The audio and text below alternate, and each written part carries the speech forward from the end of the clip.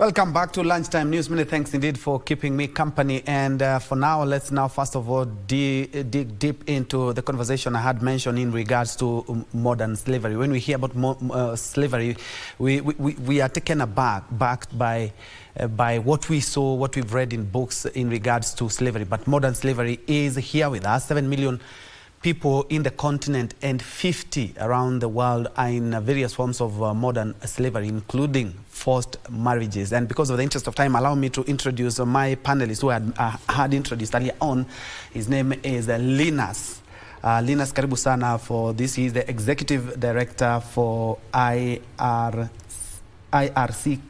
which is the Inter-Religious Council of Kenya, Acting Executive Director. Karibu sana, Linus. Thank you. Linus, I'm looking at slavery and taking it from years back, from the history that we've had. Now we have modern slavery. We thought maybe this is a thing of the past. When you talk about modern slavery, what elements are we talking about, and what scale is it in Kenya? Because we've mentioned about 7 million in the continent and 50 million in the world. Thank you. As you have heard, my name is Linus Ndigai, the Executive Director for Inter-Religious Council of Kenya. And Inter-Religious Council of Kenya is a faith-based group that brings together the three main faiths together, the Christians, the Muslims, and the Hindus together. And as a group led by religious leaders, our involvement in reduction and elimination of modern slavery is a core from within ourselves.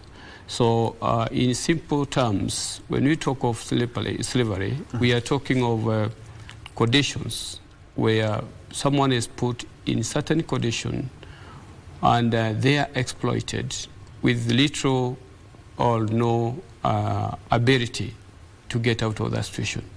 So as you have said correctly, globally we have over 50 million people who are trapped under modern slavery. In Africa, we have over 7 million people who are in this trap. At Kenya alone, we have between 280 to 100,000 people who are suffering under the modern slavery. So as you have asked what modern slavery is, and I've said that it is a condition that people are put into. Either they are tricked into that situation, they are coerced, or they are forced into that situation. So looking at it that way, it tells you that this person has little or no ability to escape from it. And that is why, as religious leaders, as a faith community, we are taking it personally as a moral responsibility to ensure freedom of our people. Thank you. And we have seen in Kenya the Ministry of Foreign Affairs and mostly and also Diaspora Affairs working together to ensure that they are also on the forefront to maybe repatriate Kenyans, or even to stop some of the Kenyans from being duped into some of the jobs that we have seen, especially from the Middle East. As IRCK, as the Interreligious Council of Kenya, it's, you have diverse faith communities. How does it position you well to combat this modern slavery? Thank you. Let me start by saying modern slavery in Kenya is, it appears in three main forms. The first one is through child marriage, where you find children are married off while they are still young, against their will. You find that these are children who should be in school, but because the parents have decided this child needs to be married so that they can get some income from the family that is marrying them, so this child gets married. The other way is through forced marriage, where someone is of age, but they are forcibly married to someone or to a family not of their choice. But the forces are stronger for this person to resist. And the third form, and this is what we are talking about, is forced labor. Forced labor happens where people are put into labor to work under conditions that are not conducive. They are forced to work under, while they are underpaid, but they have little options. So this is what is happening in Kenya, where we have people being taken to other countries under pretense of being helped. As I said, they are normally tricked that there are better jobs out there, there are greener pastures out there, and when they go there, they find that the situations are completely different. So that is a form of modern slavery, because when this person was moving from their home to whatever country or whatever home they are going to work, it was not in their intention that this is the kind of work they will do. It was not in their plan that this is a condition they are going to work in, but they were tricked. Especially they are normally tricked by agents. They are tricked by other people who desire to gain economically from them. So what we are doing is that we are working very closely with the government of Kenya to ensure that we have our enforcement, because the laws are there, that we have strict enforcement of the law to ensure that Kenyans do not continue suffering. The other thing we are doing is that to ensure what we call survivor support.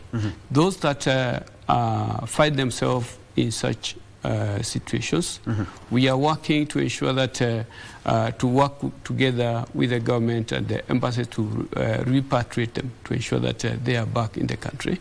And those who are back in the country, we are also working to support them, especially with psychosocial support, because these people are traumatized. So for them to be integrated back into the society, they need some form of help. Yeah, and it's a good thing that you've mentioned the issue of protecting migrant workers, and because we have seen the tragic issue of Kenyans living here, going to the Middle East, especially in the Middle East, and coming back in caskets. And the government is on top of its game, that's what it says. But of course there are some agents who are able to sneak in, get some people from Kenya and take them to forced labor. As IRCK, what exactly are you doing when it comes to awareness as we wind up? Oh, thank you. What we are doing is that, as you all know, religious institutions, especially churches, mosques, and temples, are found across each and every corner of this country. They are found in places where you may not even find the government, but you find a church, however small it is. So what we are doing, we are approaching it through what we call congregational model.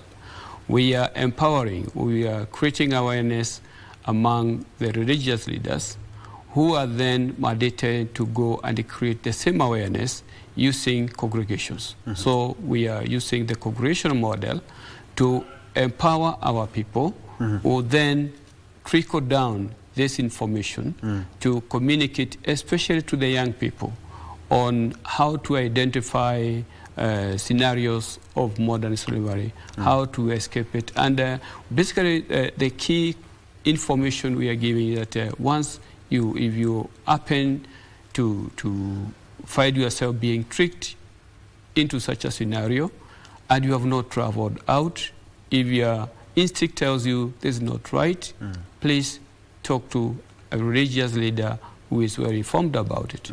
Please talk to the police. We have referral systems. We have police stations and the police officers who have been trained on now to track how to repatriate and even how to respond. So these teams are working together to ensure that we minimize with a goal of eliminating the problem completely. Thank you, Linus Ndigai, who is the Executive Director for Interreligious Council of Kenya. And they are also on the forefront, just like the Ministry of Diaspora and Foreign Affairs is on top of its game when it comes to ending modern slavery, especially when it comes to repatriating Kenyans to go and work only to find that they had been duped, and those jobs end up being the modern slavery you're talking about. They are also on the forefront to ensure that we end modern slavery as it is, both right here in Kenya and beyond. Remember, even forced marriages and early marriages are a form of modern slavery. That's a discussion that we need to open up, but unfortunately, because of the interest of time, thank you indeed so much for joining us for this short interview. Many thanks indeed for your insight as well. Thank you.